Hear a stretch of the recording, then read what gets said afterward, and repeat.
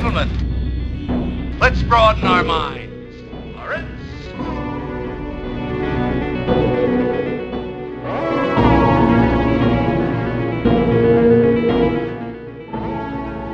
Three, two, one. Hello, good morning, good evening, good night, dear listeners, and Gotterdammerung to you all.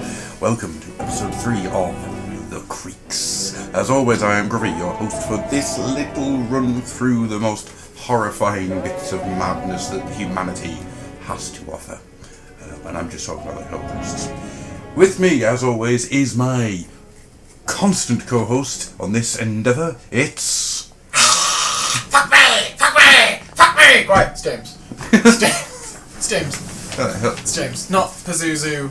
What was that in your pocket? Was that some possessed mouse? That you... Yeah, it was a possessed duck. I was 5 or 6 possessed ducks on me at any one time. That's because the inside of the mouth is like a twisting, turning vacuum cleaner of teeth. No, it's because they have a corkscrew vagina. And penis, if it's a hermaphrodite duck. Well, Possessed hermaphrodite instead duck. of talking about what we're talking about tonight, can we instead talk about the sexual proclivities and habits of mallard ducks? I think that could be a special episode to do somewhere down the line. Because it is genuinely horrifying. Oh yeah.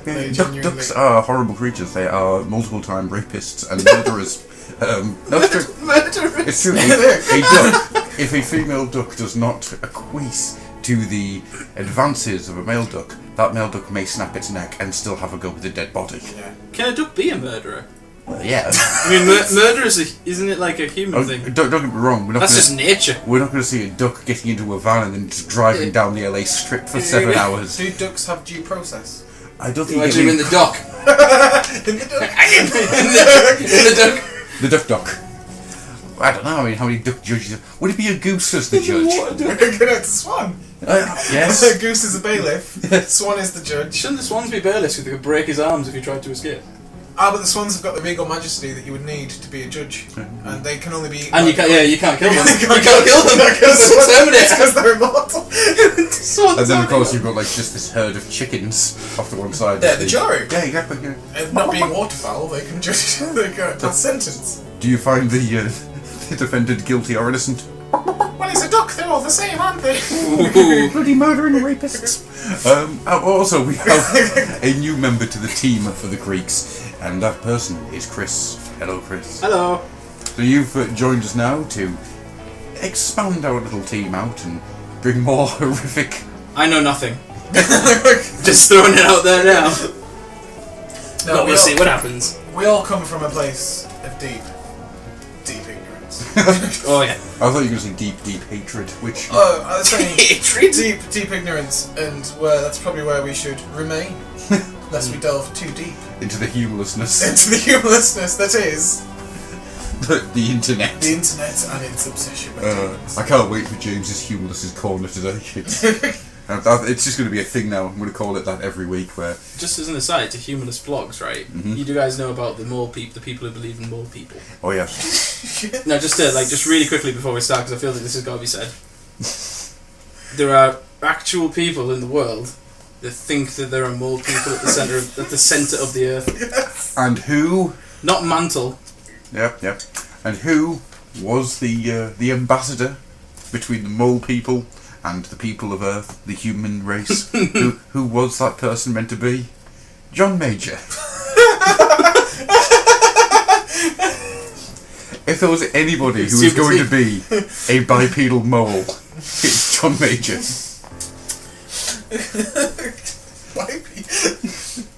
Oh man. I mean, you can keep your reptilians. As Jesse the Body Venturer once says, I don't believe, David Icke, in lizard people. But I do believe in mole people. I had to explain to a colleague today, I was on a bit of a rant at work today, and I had to explain to a colleague about the reptilian conspiracy. And in explaining the reptilian conspiracy, I'm quite sure I came across as someone who fully believed in the reptilian conspiracy. And I was like, I had to stop and go, I don't believe in any of this. This is a thing that other people believe in. And I was like, I'm not being disparaging, but you oh shit, catastrophe! I'm saying, I'm not being disparaging, but you've worked in mental health for 6 years, and you've never once heard of the reptilian conspiracy by not one single person, ever. And they're like, no, never. It's like, how'd you not know that the royal family are 7-foot paedophile lizards and that they kidnap children and eat them? I was like, they don't do that. Actually, no, I'm going to point out you've got it slightly wrong. Well, I'm glad that I have. Lizard people do not eat children. What do they Lizard do? people eat sadness. Which is the entire point of taking over the... Well, is that actually the story? Oh yeah. The entire point of it is basically to make the world depressed, because then they feed on the negative energy. They eat sadness. No, isn't that the plot of Ghostbusters 2? Yes, it is. Which means Vigo the Carpathian It's a lizard. is a lizard person. It's a lizard. And also the Scourge of Carpathia. As I supped on my throne of skulls, waiting for my water dish, Just wait for his egg to get warm. I will destroy you all later when the sun's fully up. Right now I'm going to sit here and sun myself. I am the despoiler of worlds. I am. Are we going to at some point cover conspiracy theories? Oh yes, because conspiracy theories are fantastic. If we do Especially conspiracy theories, can we do it and then we each pick one and talk about it as if we believe? For conspiracy theories, what we should do is pick one and then try and convince the other people that it's real. Alright then, I'll go for some really easy ones like 9/11. Oh, fuck off. That's a really awkward point. That's I love so simple to do. Jet fuel can't melt steel beams. I love my tattoo artist, right? But she was finishing up my arm the other week, and I was explaining about conspiracy theories and the occult shit that I'm interested in, but I don't believe. I was stressing that I don't believe in it, and then bear in mind this woman's got a needle in my arm, and is responsible for it not totally hurting me or being an internally etched piece of shit on my arm, because she could have just turned the last half of it into a dick. Yep. She goes, Giant dick antlers. so I've been stressing as much as I can that I really like occult stuff, but I don't believe in it. And she'd be like, yeah, it's interesting. Yeah, I don't believe in it. What do you think about 9/11? Which is a loaded question. It's a loaded fucking question, because if I say I actually think it's all bullshit, I think it's just... The only answer to that question is, what about 9/11? That's... You'd be like, well, it was obviously a tragedy in which a bunch of planes got hijacked and flown into buildings. I mean, that is literally what happened. That's where I'm going to leave it. That's what happened. The correct answer is, as boy bands go, they weren't bad. They weren't good, but 9/11 weren't a bad boy band. No. Jesus Christ. So what was really sad about it, man, was that I could tell that she didn't fully believe it. Yeah. She was one of these people who's on the cusp of going either way, because she was like, no, because I said I legitimately think it was just a failing of intelligence agencies not sharing information. They both knew about different aspects of the plan, and they didn't do anything to help it. I think a lot of people made a lot of money off it. I don't think that's necessarily indicative of a grand conspiracy. And I was going to leave it at that. She went, oh yeah, I can see what you're saying, But there's all that thing about jet fuel not being able to melt steel beams, and I love memes, right? No. And I was sitting there fucking cursing. Yeah. I was like, jet fuel can't melt steel memes. Well, my response to this, whenever I've heard this, because I heard it where I used to work as well in the shop, and my response to it was, right, when they're like, oh, it wouldn't fall that way. Yeah, like it wouldn't fall straight down, and I was like, how many fucking Boeing 767s have you flown into the biggest building in the world? It's never happened before, so you know what happened. Yes, jet fuel can. Well, B, buildings will fall down. It's difficult for them to fall up. Yeah, maybe they just wanted to like fall sideways. It just stayed up, and the top half of it was still up there. It's like it's held up by an invisible crane. Or it fell like a tree. What's that? What they want? Is that what they want? That's apparently what they think. More death. And fucking idiot. No, they're actually built so if there's an earthquake, something that just comes straight down, so it doesn't cause damage to one side or the other. That makes sense. All tall buildings are. So why is it a conspiracy theory? Because people are morons. Yeah, I know, but people like to think there's like a big hand guiding everything, and they can't accept that. Eventually, they can't accept that what's going to happen is one day you'll lie down and you'll close your eyes, and that'll be it. And you'll never open them again, but you won't be aware that you never opened them again. What was you will cease. Something might carry on, but ultimately, everything that was, is, and can be you will just stop. An eye is upon you. An eye waiting to blink. But then so, face forward, with eyes wide open, staring and reeling. Your future has arrived. Are you ready to go? I was going to say, before we carry on with this, we have to edit all of that bit out, because I can't, where I am in my life, be targeted by 9/11 truthers. Did you ever see I can't have It'll that heat. stay in. I can't take that heat. Like a steel beam. No, So hang on, can't take that let me heat. just. Right. Oh, you go first. Sorry. I was going to say was, it's alright, I can take the heat off you by talking about the 7-7 nutters. The people who firmly believe that London on the 7th of the 7th was never attacked. And to the point of telling a woman who was on the train at the time that she wasn't there. So she showed up at their meeting. Yeah, yeah. She showed up at their meeting It's and they told her insane. to her face that she was. They were like, "No, love, you've got it wrong. You got it wrong. You You're were an literally actor. there. You're an actor. You don't exist. You're a deep cover agent. I don't know. I shouldn't." Have you not seen the footage of someone going up to Buzz Aldrin and telling him that he never went to space and that he was a coward and knocks them out? Just like, bang! He knocks him out though. Puts him on the ground. Fucking good. That guy actually tried to sue him. The guy Really? tried, Oh, really? The guy tried to sue him, and to be fair to that guy, he got punched in the face for just confronting someone. So he had a case. He does have a case of assault. But the guy was like, That's it. the Like guy a was punch like, in the face. fuck off. Just you don't go up to Buzz Aldrin and fucking say that to him and not expect to be Like one of humanity's actual kind of like Yeah. heroes, He's scientific He's heroes. done something that no one else has replicated. Yeah, be second on the moon. on a soundstage in Las Vegas. Isn't that the Capricorn 1? I think it is. I actually can't repeat the moon landing conspiracy too much in case my mum hears it and starts to believe it. The thing with the 9/11 thing though is right. If you think about it, the people who like don't believe it happened are clearly like deluded and insane. Oh, yeah. But there's other people that are like, oh, they deserved it. Like, you know, George Galloway, respect MP. Oh yeah.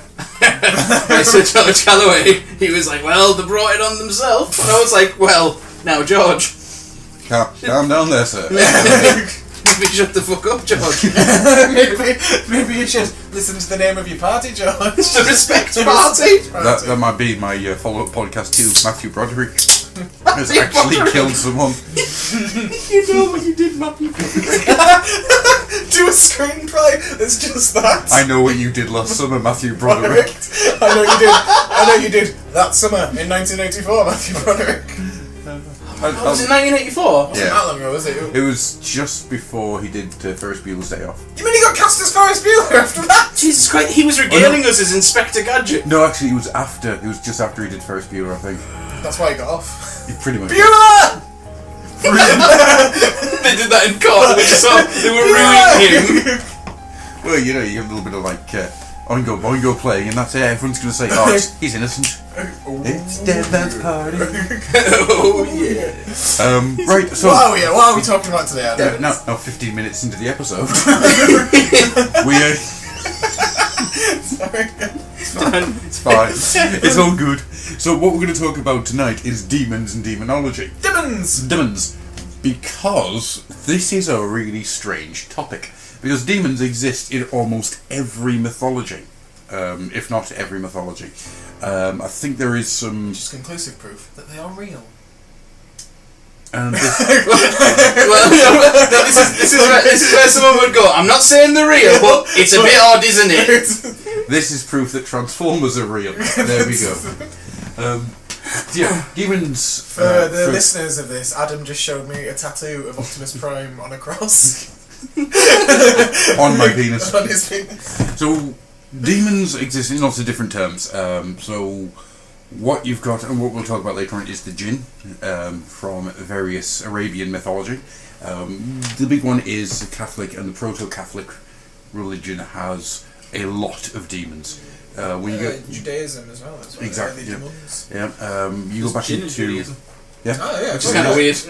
Well, no, there's Easter, It's a bit funny, isn't it? It's like Eastern religion at the heart of it, isn't it? We forget that, but it's like. Well, yeah, I mean, like the Catholic and the Christian movement is based out of a fire god named Yahweh that existed thousands of years ago. Really, really lame that they got rid of Yahweh and just went with God. Yes, Always upsets me. I like Yahweh. I like Jehovah as a name. Yeah, Jehovah. Jehovah.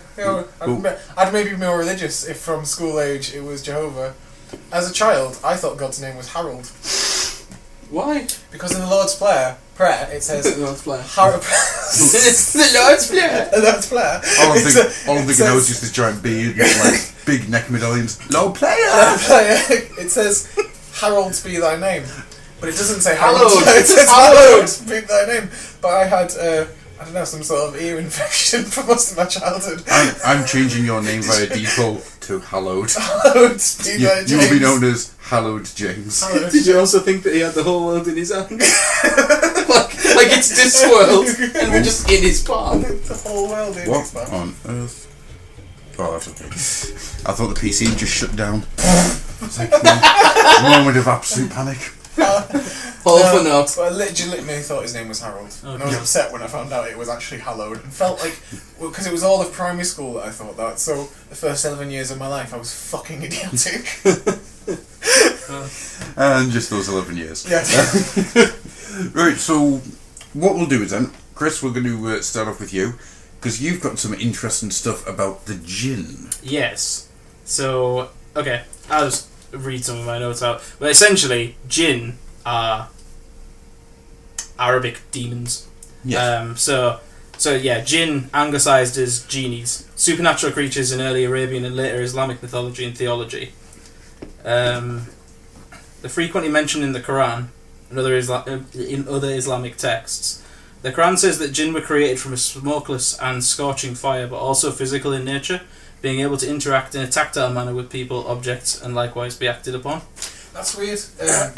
Like that's different to compared to like because Islam did come out of Christian and Judaism. Like it's, Well, yeah, you have it's the the... joke of it being like the third book. Yeah, you've got this one giant faith that existed that split three ways. But even in Judaism and well, I think Judaism you might be able to tell me more. But in like Christianity, they are seen as they're not created from smoke and fire like they are in that. They're just spirits. Yeah. Or fallen angels as well. Like, but yeah, I just thought I was considering they do come from the same source. I've always thought the weird divergence. They seem they're really weird from like what I've sort of read about them is that like in the Quran, God made three things. They made like humans, jinn, and like angels. So he made the bad spirit and the good spirit. yeah, but it's Yin and the yang. Yeah. well, it says that like in the Quran it mentions Muhammad was sent as a prophet to both humanity and the jinn, and the prophets and messengers were sent to both of them. So, like humans, jinn will also be judged on the day of judgment and will be sent to paradise or hell according to their deeds. So they have direct. So they can do bad or good. Yeah, they can do bad or good. They're not actually bound by any one thing. They have like complete free will of their own. The whole thing of them not having free will, and we'll get to this. The whole thing about them not having free will is from Arabian Nights, which is like a collection of like. Arabian night. Not that one! Not that one! Like Arabian day. See, if you put this on YouTube, it'll get a copyright strike now. Sang 3 fucking bars of Arabian Nights. No. It's hotter than hot in a lot of bad ways. Bad ways? It's a... Yeah, no, but the whole thing of them like being slaves and stuff, it comes from one story, Aladdin, which in the collection of like works from 1001 Nights, which got translated into Arabian Nights, it's not even in it. It was literally the guy who was translating it in the 16th century. Right. Heard the story from a merchant in Aleppo, and he just told it to him verbally, and he transcribed it and put it in. So it's not even like. So do you know what I mean? It's Chinese Whispers version of a tale. It gets mutated and changed as it goes further down the line. And he'll have put it through a West. And like you don't. I'm saying this without any certainty, but he'll have put it through like a Western filter. Yeah. Well, when was it translated? 1709. That late on. It says no Arabic source has been traced for the tale, which was incorporated into the book Arabian Nights by its French translator Antoine Gallard, who heard it from a Syrian storyteller in Aleppo. I misheard you entirely there. I think you said Syrian storyteller and leper. It doesn't say that he's not a leper. But yeah, there's loads of different types of genies. There's ghouls, which are shape-shifting, cannibalistic, blood-drinking creatures that feed on the flesh of human beings, especially travellers, children, or corpses stolen from the grave. Lovecraft wrote. Lovecraft based his mythos on Al-Azred. Well, he made up Al-Azred. Who. Mad Arab, but he's got ghouls in there. That's clear. He's just nicked that from... Al-Azred was actually based on about 5 different people, because there were the sort of the Arabian prophets that went out, not prophets, but sort of wise men that went out into the desert, existed for 6 weeks on nothing but various red mushrooms, and came back to talk about all the different pillars of fire that they've seen. Yeah. There's actually... Well, I wonder why you saw them. Imagine it could be like a great B movie, like the three wise men that go and follow the star to Jesus, and instead they bump into like a ghoul that's like, it's like, give me your ghoul. Give me your ghoul. I want your Frankenstein and your Gur. Frankenstein. Give me your ghoul. It says, the ghoul are nocturnal creatures and inhabit graveyards, ruins and other lonely places. Sometimes they're described as dead humans who sleep for long periods in the secret graves and then awake, rise and feast on both the living and the dead. Ghouls also personify the unknown terrors held by the desert. In Persian lore, the ghoul has the legs of a donkey and the horns of a goat. That's a satire. Well, yeah, it's satire. Like, so that actually draws a common theme in. I think it was in early Christian stuff. Yeah. Early Christian stuff. Demons were portrayed as satyrs, essentially. Yeah, but they're pretty much So, were, yeah. So that is a satyr. It's an unnamed satyr, but it's a satyr. What's interesting about that is that the history of the background of the creature, it feels a lot like the Strigoi, what is thought to possibly be the first vampire myth in, well, what's now Russia. I can't remember what it was called back then. Hellscape 2. Pretty much. Because the... What happened to Hellscape 1? Oh, you don't want to know about Hellscape 1? It's called Wolverhampton. We'll never go there. I never again in my lifetime. The nicest thing I can say about Wolverhampton is one time I saw a guy getting beaten up by 5 other guys. That's the nicest That's thing. the nicest thing. Oh god. Sounds like a hell of a place. I think I was actually propositioned by a 15-year-old boy. I'm not entirely sure. Did you draw that type of child to you? You said no, right? I sat and kept reading my book, hoping that they would go away. Is it That's possible? not a no. Is it just? You didn't say no. Is it possible? That's a nice cover up there, Adam. You didn't say no. Is it just possible they were being facetious? I think so. I think they were just trying to get to my tobacco. What was I saying? Yes! Completely derailed my train of thought there. It's not just derailed, bandits stole things from it. You're right back to the sort of pre-medieval Eastern Bloc, or the early medieval Eastern Bloc. You get a lot of druidic myth. So you get the Lilith storyline, and her offspring were creatures of giant proportions and strength. They were the Strigoi, and they were the beginnings of the vampire myth in the West. So it's quite interesting how close that is to that.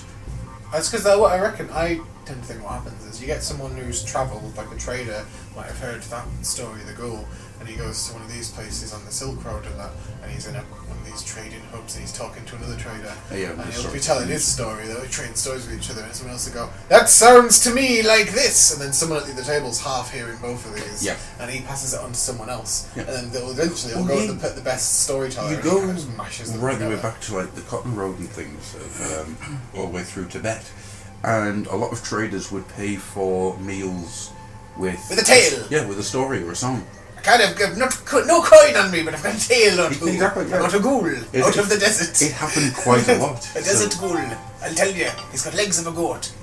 I think it's kind of interesting how as well that they say that gin are made from wind and black smoke and fire. Oh, that was really cool. Actually, Because but if you think about it, right, if you hadn't had a drink of water in about 10 days and you're in the middle of the desert, you're going to see some tricky fucking. Especially if you're just throwing mushrooms down your face. Well, the mushrooms. I'm just talking just dehydrated to fuck. No, even if you're on a really hot if you're on a really open piece of land and it's really hot and you can if you look off in the distance you can see the kind of weird wobble on the horizon. You got the Oasis. Yeah, it's the Mirage. Yeah. That's the thing. I always think how much. It's a mirage. How much does it's a mirage? It's a ghoul. It's a ghoul. It's a ghoul. I saw it. It's come to eat me. It's a mirage.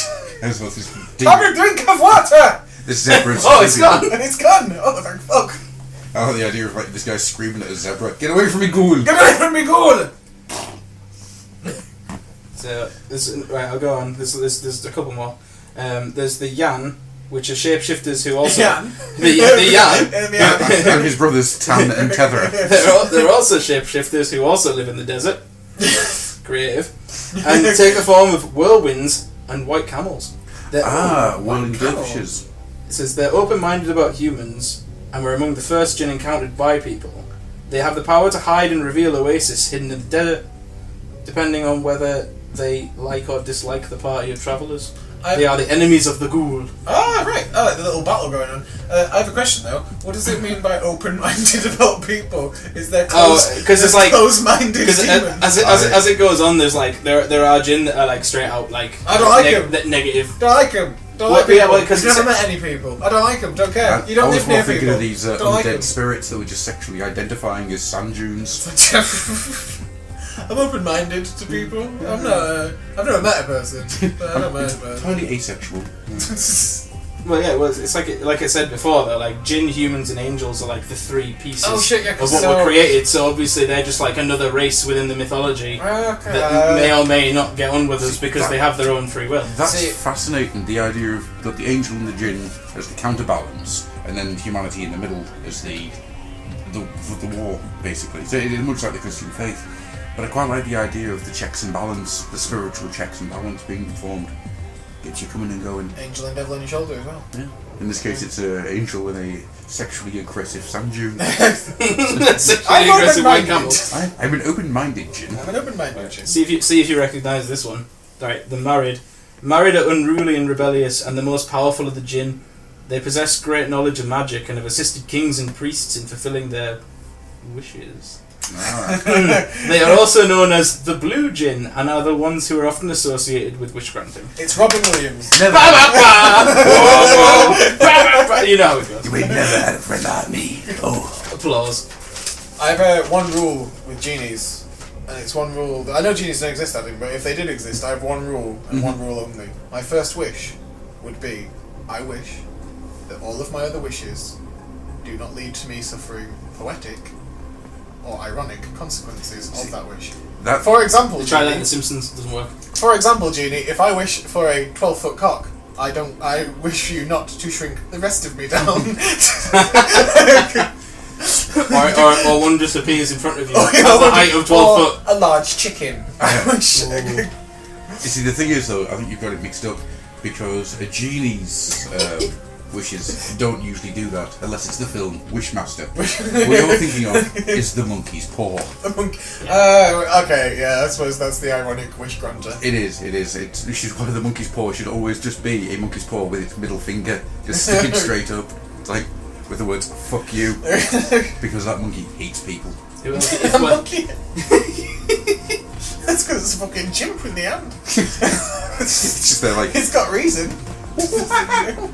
Translation: I hate humanity so much I cut off my hand and cursed it. Can I ask you a brief question? This is a brief aside, but it's from a question that Quiz asked me last night. Quiz. You know that evil twin of yours. Oh, you mean hallowed Quiz? Hallowed Quiz. He asked me last night, do you think a man, a very strong man... Oh, fuck off. Fuck off, James. The strongest man On the world. could fight one-on-one with a chimp and win? No. No, but like... no, I'm talking about this, like, literally the strong... Right, if people had statistics, the strongest man in the world versus an average, like a regular chimp. Yeah. Just like, not like a fuck off massive chimp, just like, just a little We're not chimp. talking like a Gigantopithecus or something. I'm just talking about... he's the bog standard chimp man. Yeah. So he would win if he could get his hand on the chimp's head and crush his skull. Otherwise, that chimp is going to just slowly kill him. It'll be the death of 1,000 cuts. It'll just like bite chunks out of his arms. You could just choke it to death. We could, but that means getting hold of it and not. Watching the light leave its eyes. But the problem is, it's human eyes. It's strangely humanised. Such sadness there as I crushed its windpipe beneath my enormous hands. Do you know what I've always thought the weirdest thought ever is? A dolphin with human eyes. I don't. Just imagine it. Just take a second and just think about a dolphin with human eyes just staring around as it opens its tiny beak and just goes, "Once a man. Once a man." Is this what you see? Is this what you see after 6 days in a house with a dolphin taking nothing but LSD? No, Every time you unfortunately. close your eyes. Small hand Every jobs. time I close my eyes, I just see this human-eyed dolphin crying. It's what Eleanor said next, right? Eleanor was saying, like, because we were watching a Louis Theroux documentary about people who keep exotic pets in America, And they keep like white tigers, so it's ridiculous. Like obviously they shouldn't fucking keep them in these tiny little fucking cages. But someone had a chimp, and I started like I was being a dick. Obviously, a human can't beat a chimp at like 1-on-1, like obviously, right? And Eleanor went, "No, what you need to do is in a test tube environment, you need to get the DNA of the man and the chimp." And make a hyper smart chimp. No! And I went, that would be the fucking end of us all. Yeah, I was like, that's the end of us all. The last thing you want to do is combine the DNA of the world's strongest man. Yeah. And chimp. Chimp. What you end up with is just this chimp sitting there, just doing weights. And it's like, would you like a banana, Mr. Bubbles? Fuck you. I think we need to make the bars stronger in his cage. Why? You're too powerful to make the bars stronger in his cage. Make the bars stronger. Make the bars stronger now. Don't question me. Oh no, he's doing weights with his feet. He'll be able to punch kick you with his tiny foot hands. You guys might enjoy this. Going back to Genie's. There's two more, right? But they're both hilarious. Okay, so Palace. The Palace is a vampiric footlicker that lives. Guess where it lives, James? Guess where it lives, Adam? The desert. He lives in the desert. So it's a vampiric I was footlicker. hoping it was going to be in like Shoe Locker or something. Apparently, it has low intelligence and it can be easily outwitted. It's a foot-looking boy. Yeah, because it's just going to be like, and I'm like, what the fuck off? Jesus Christ, that's someone who fell asleep on a caravan trail and his Considering- camel was licking his feet. I was going to say, considering none of this is real, where's that come from, eh? It's too specific. It is. Oh wait, hang on. You're right. It attacks sleeping people and drains their blood by licking the soles of their feet. It can be fooled by two people sleeping end to end with the soles of their feet together under the other person's head. Actually, I changed my mind. It's not a camel doing that. That's two travellers. Yeah, that's like. Well, he wakes up to and stop say- it, we need to He's like, spoon. Are you talking like this is like a Dark Ages medieval Brookback Mountain? it's like last night there was something weird with my feet. It felt like someone was licking them. Oh, I don't know anything about that. He said, He knows twisting everything. a sock and draining the swains in his mouth. Right, the last one is the Nas. Hang on, before we get on to this, I've got a question. Okay. How does a vampire steal blood from someone's foot I have no by idea. licking it?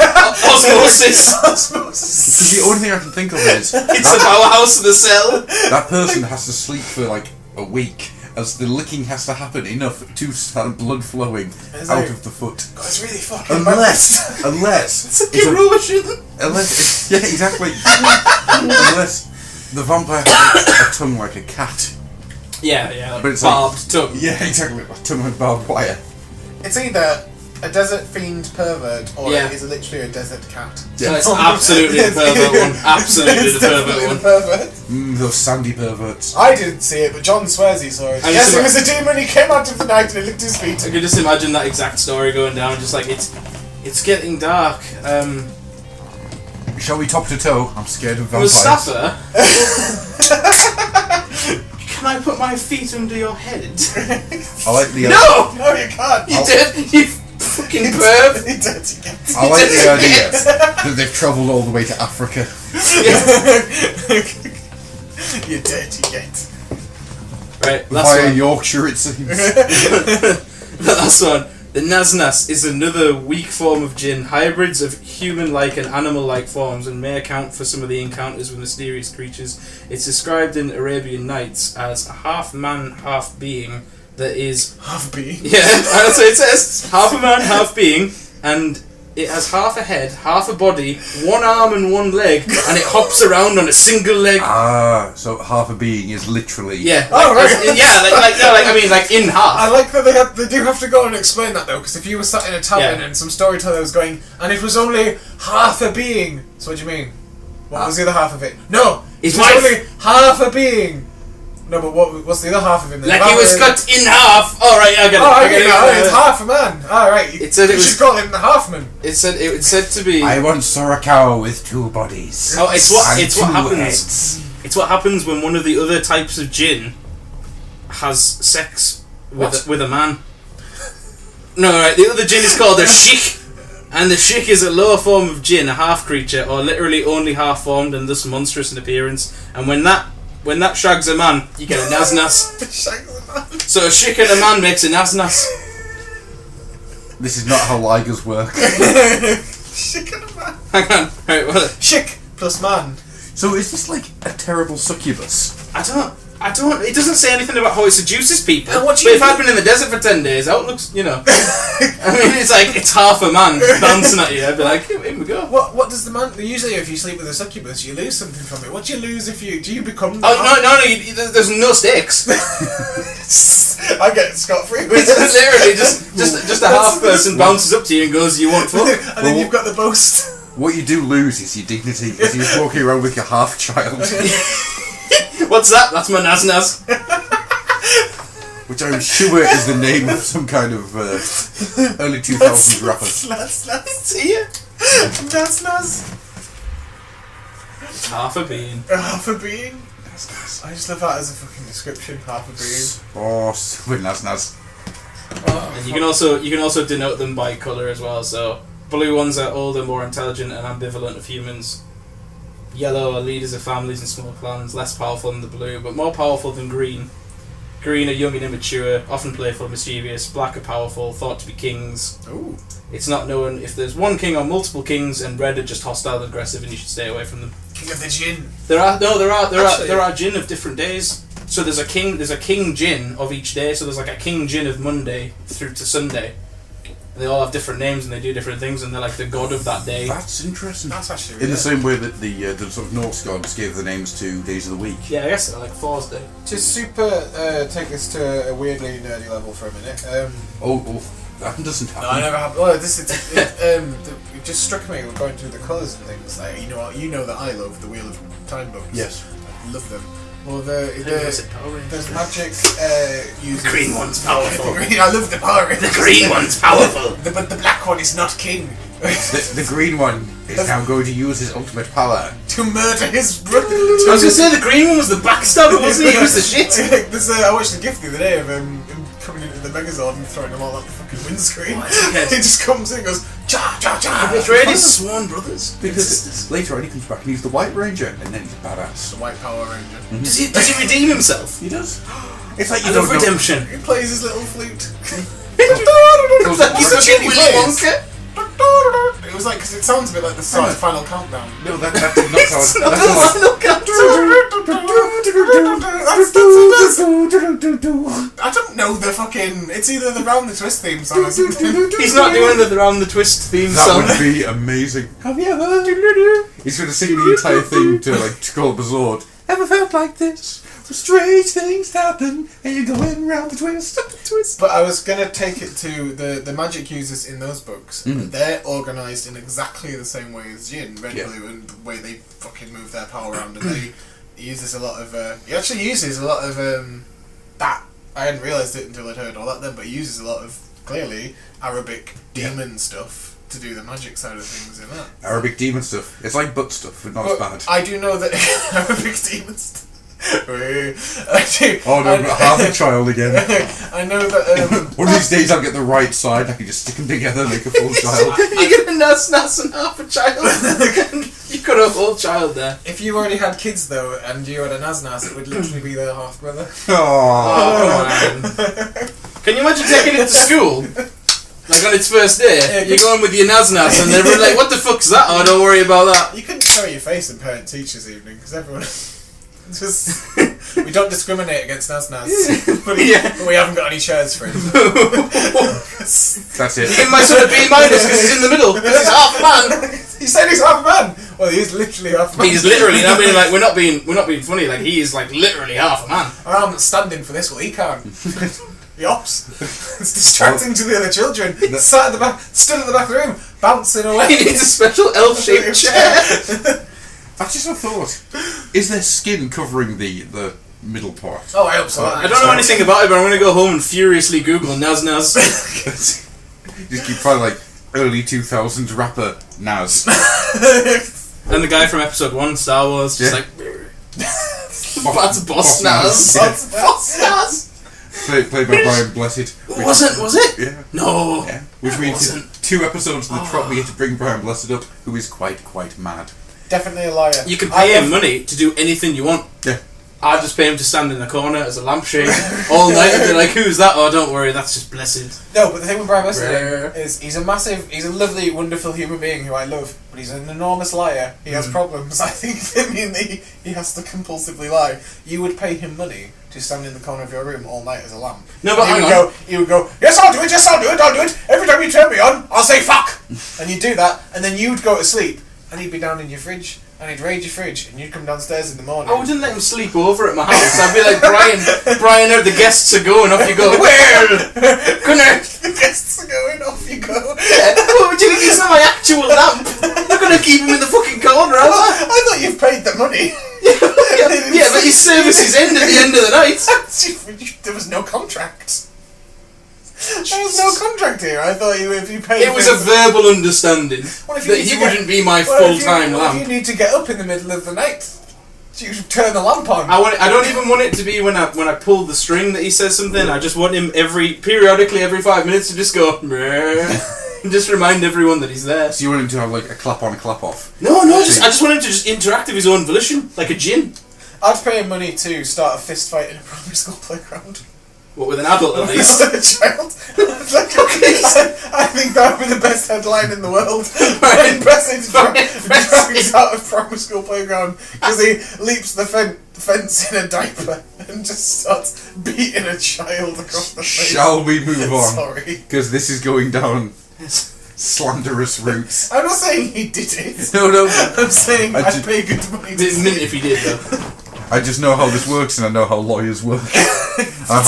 It's you and your vendetta against Ferris Bueller. You know what you did. You were in that film.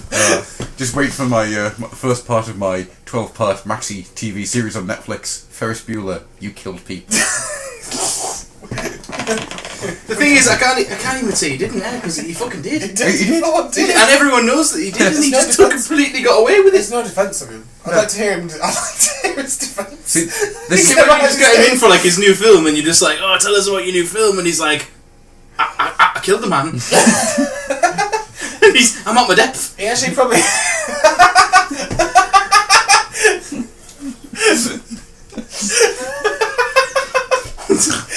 He's just got nothing.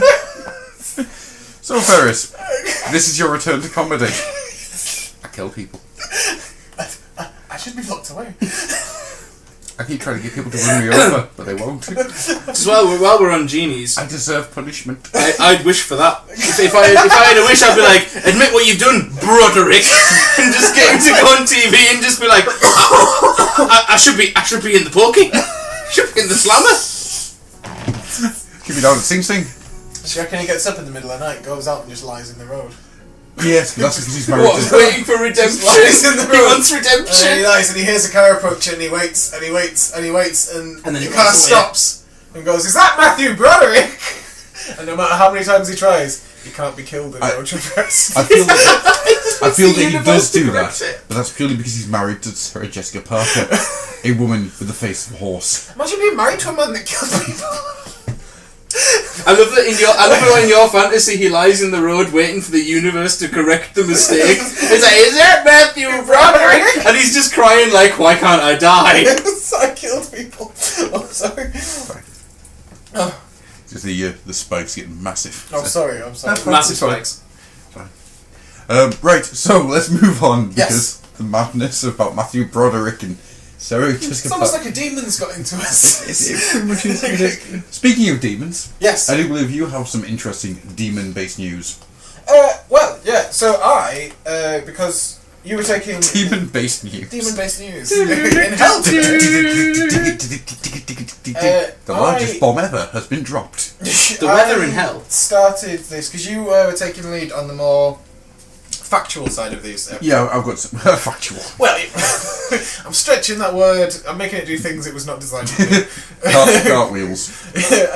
So I wanted to talk mostly about demons that in because I love demons. I think demons are the best thing we're going to cover. One of the best things we'll cover. Oh, no. I genuinely Most haunted love- episode. You see, Most haunted episode. see, the next episode in this little list was going to be werewolves. I'm not going to tell you what it is, but it's no longer going to be werewolves because I've hit something else. We'll talk about that at the end of the Is episode. it queer wolves? No, Have you seen that? Hang on, Have you hang seen on. that though? We are werewolves, not swearwolves. But so I was going to talk mostly about demons in fuck you. demons. I saw that. Demons in popular culture. Yep. And I was going to go through a list of my favourite demons, such as Hellboy, who was a demon at the end of the day. Yeah. The demon, but then I went down a path of certain type of movies that I like. Of no return. How about little Nicky? He's a demon, and he gets hit by a bright light attached to a bunch of metal. Is he a demon? Yeah, he's the son of the devil. Or I thought he was going to say, is he a prince of hell? Because he's the son of the devil with a mortal woman who become. Well, I guess he's more important than a demon. What about? He's technically the new Jesus in that film. Question. Yeah. Right. So he's the son of the devil, and that's a mortal woman. Yeah. Do they have a half child? Well, Rosemary's Baby. You mean a Nas-Nas? A Nas-Nas. Is there a Nas-Nas? Little Nas-Nas. Little baby Nas-Nas. Oh, look at him, he's half a cot. Sorry. Look at the money you'd save. He only needs half a bed. This is mint. You don't even actually need a cot. He's flat on one side. Oh. Just can't roll over. Jesus. Change the baby and you're just folding him like origami. But I was thinking of demons in popular culture, Yes. and that took me down to my favourite movie about a demon, even though mostly it was billed as a movie about a ghost, and it is my favourite movie about a demon, despite what people might think. It was the Paranormal Activity, because that is a demon, and I thought that was a great representation of a demon. That I love especially the bit where the psychic comes into the house and he's like, I shouldn't be here because it's not a ghost, it's a demon, so I shouldn't be here. That led me on to The Exorcist. Oh, good film. It's a fucking great film. It's a great film. I watched It's a really good film. I love the demon that it has a name. I love that he's called Pazuzu. Yes. I love that he's got a horrible green face. And he's sexually obsessed. I love that he introduces himself as the devil. Because he's a liar. That's the thing. Do you know the best bit of that entire film, though? I'll argue this point to the hilt. The best bit of the entire film. In the name of Jesus Christ, fuck him! Speed in which the devil gets fuck him! Well, fuck him then! Fuck him! It's just amazing. Like, the wit of that devil. The wit of Pazuzu was amazing. But in going Your mother through, sucks jelly babies in hell. your mother cooks socks in hell. Yes. Well, I like that one of the priests just calls it on its shit and is like, well, if you're really the devil, why don't you just make the straps disappear? Yeah, it's right. And he's just like, too vulgar a display of power, Canis. Fucking great. Yeah, because it's like, well, I won't. Well, And he's like, well, maybe you fucking can't, because you're a shit lower demon. Maybe the issue here is you can't. I'm not going to answer your questions either way. Really. I don't want to talk about it, Canis.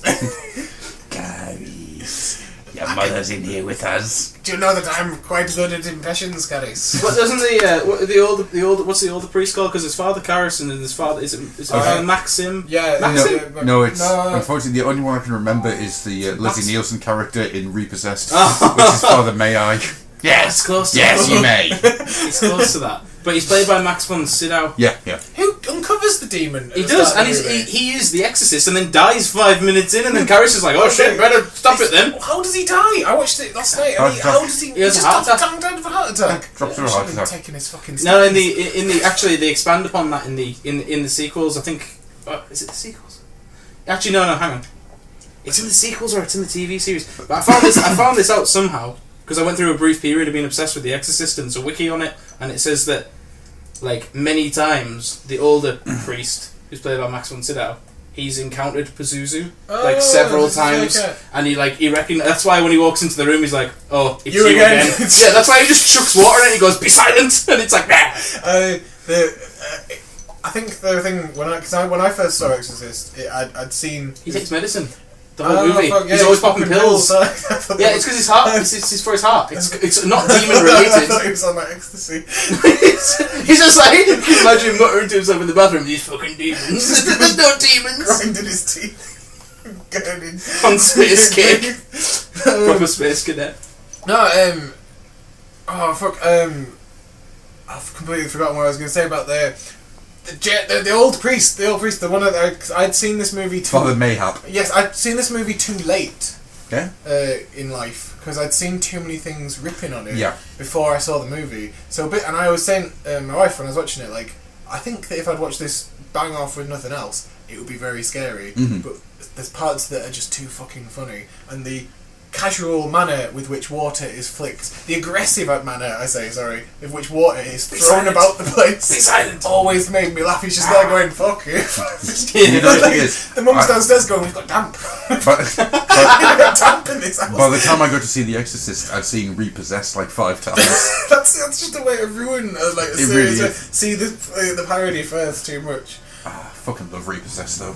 Um, Where are you going? I'm going to Disneyland. But I'm in a bit. I'm a bit of a quandary with this. Okay. Right? Because I went down this path. Starting thinking I'm going to do popular culture, and then I got onto The Exorcist, and then I got onto the actual story behind The Exorcist, the one that Okay. inspired it, which is the exorcism of Roland Doe. Yeah. I'd always thought it was an exorcism of a lass that inspired it, but apparently it's the exorcism of Roland Doe, which happened in the 1940s. And from that, which is what I was going to do, I found this. This is a unfunny blog. A The other one- humorless, the one- Humorless blog. It's a humorless blog. The one I found about ghosts was humorless but had a touch of sweetness to it. This was balls to the wall weird. Okay. And there's loads. The one of the ghosts had kind of looked at all sorts of different paranormal stuff, like we intend to. And it had a post on ghosts. Post on ghosts. Ghost Post. A ghost post, if you will. This one is obsessed with exorcism. There was a post I was actually going to bring about cyber exorcism, about how your electronics can be possessed, and this guy genuinely believes that like Twitter is a tool for a demon. That's the NSA. That's not a demon. That's not a demon. That's you've been a naughty boy, and the feds want to know.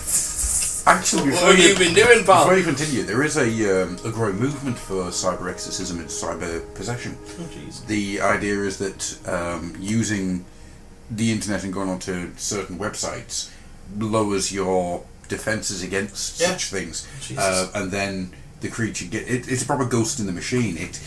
The demon gets into your. I just smacked the microphone. That was a terrible thing to do. It gets into your machine, and from your machine, it affects your life because you are using the internet so much via PC or phone or tablet.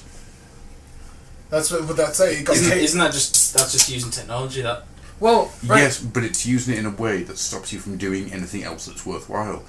The theory goes that stuff like Facebook is to stop you from doing anything with your life and make you really insular. And because you become insular, you become paranoid. Because you become paranoid, you are then easy prey for a demon.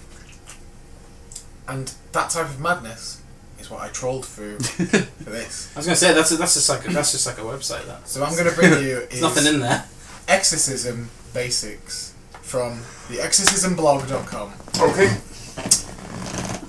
And how many Ingrams is there? No, we're not going anywhere near It's also Scientology with Ingrams. this. We're not going anywhere near Scientology with this. Adam's a Scientologist. What? No, you're not. I'm getting there. Oh, yeah. He's an I'm- amateur Scientologist. I'm fascinated by Scientology. It won't leave me alone. I keep finding stuff out. Because it is mental. Yeah, Scientology yeah, I is know. fully What insane. level of thetan are you? Oh, I haven't even started the theme. You know, You're not even an OP1.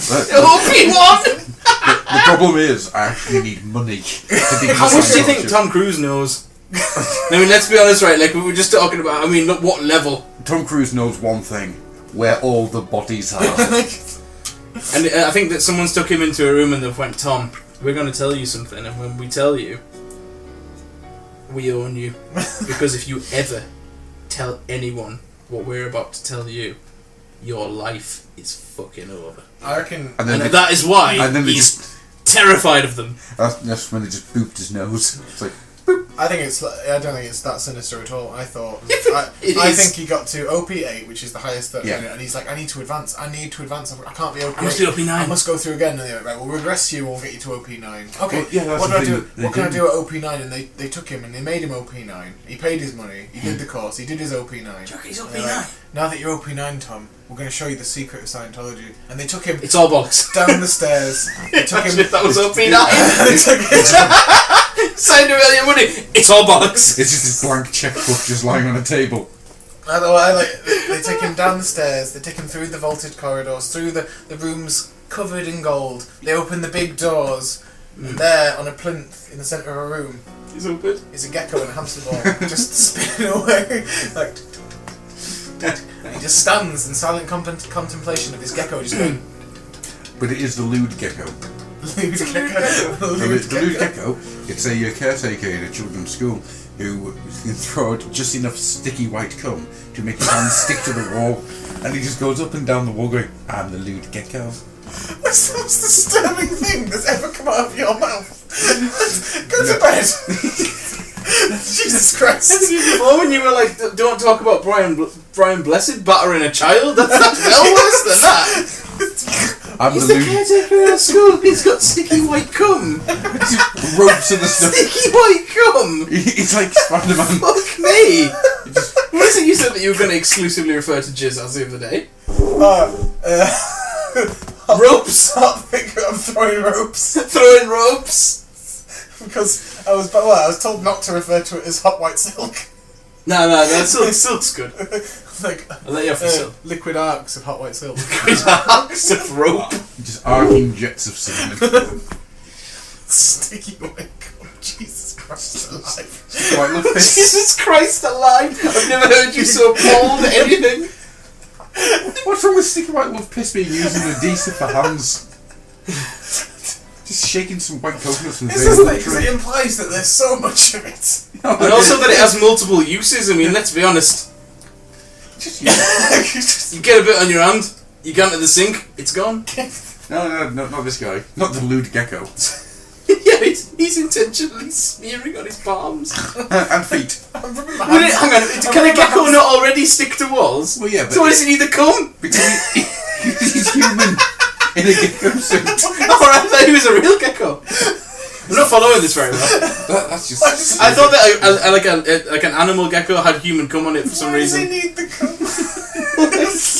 But why does anyone need to come? Exorcisms. Fucking sticky white. Jesus. You need exercise. This is from Take Exorcism it Blog. outside and exercise. This is from exorcismblog.com/exorcism-basics/. No. All of us are involved in a spiritual war, in time and space. A war that is constant. This is actually a lot better written than last week's one. A war that is constantly waging around us. Every nation on the planet, every people group, every tribe, and every segment of society is caught up in a vicious battle with the forces of evil. This war is fought on a variety of different levels. It is a war that has eternal consequences. Sadly, very few truly understand the magnitude of this spiritual war that we are in the midst of, between Mighty Sigmar and his Celestians, and the forces of chaos and divided. The forces of chaos and divided. As Alcaron just starts masturbating tremendously so he can walk at walls.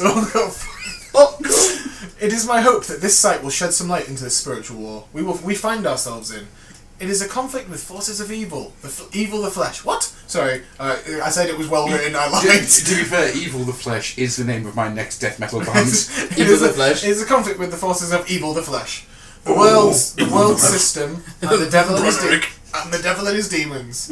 The Apostle Paul in the New Testament describes this battle in Ephesians 6. For we do not wrestle against flesh and blood, but against principalities, against powers, against the rulers of the darkness of this age. Can I just steal that from you for a second? Because I think that needs to become death metal lyrics. It's Bible Can I verse! ask you a really quick question about, like, this? Mm-hmm. Okay, because you've done the research and stuff. So, in the actual, real Bible, is the devil even mentioned? Like, the devil and hell and stuff? Lucifer's At mentioned, all? hell's not Yeah, mentioned. no, is it? hell's not in the old. Is it all from Dante's Inferno? Like, it's Yeah, all pretty just pretty much Pretty invented from one story? The New Testament has more of it in, and actually has the naming of the morning star and the places of hell. Right. But in the Old Testament, there is one mention of Lucifer as being fallen, and that's about it. Most of it was just rad shit that priests said to scare people, like back in the So day. why are people, like, So, latched onto, like, this tiny little element Because of it's it? evocative. Like, Yeah. there's Yeah, stuff it with, is, there's but- stuff with like demons from Judaism. pretty epic, like, really. There was a Pretty phrase. epic. It's more interesting than the Bible stuff. Like there's a phrase in the Judaism stuff about demons and jinn was that if you are a practicing Jew back in the old days, you don't have to believe in demons. You just don't. They're not a thing. But if you were a supernatural Jew, then you did. Like, so if you believed in the Torah, Supernatural Jew. No, a It's a new HBO series. superstitious. He can launch fire from his A wrists. superstitious Jew. He can make golems. If you were I Jewish, was like, Gollum! if you were Jewish and superstitious, then you did believe in demons as well, even though there was no actual teaching of demons.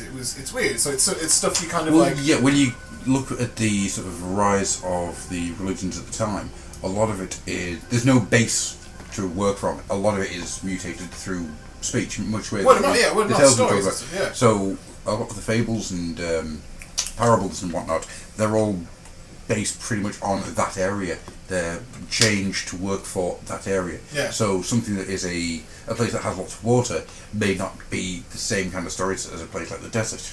So it all changes. Yeah.